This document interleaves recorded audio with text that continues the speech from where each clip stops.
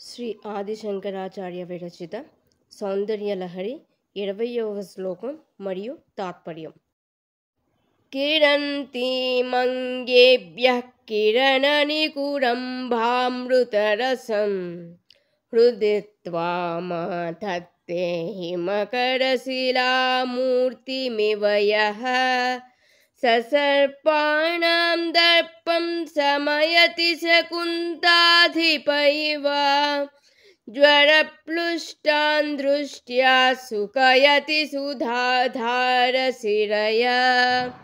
ఓ తల్లి, దివ్యమైన అంగముల నుండి ప్రసరించే కిరణ సమూహములతో అమృతరసాన్ని వెదజల్లు చంద్రకాంత శిలామూర్తి వంటిది నీ స్వరూపం.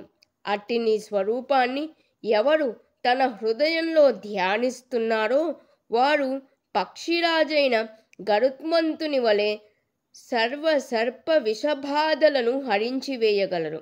ఇంకను వారు అమృతానికి ఆశ్రయమైన సుషుమ్నానాడి వంటి తమ చూపు చేతనే జ్వరతాపంగల వారి బాధను కూడా తొలగించి సుఖింపజేయగలరు అని ఈ శ్లోకం భావం.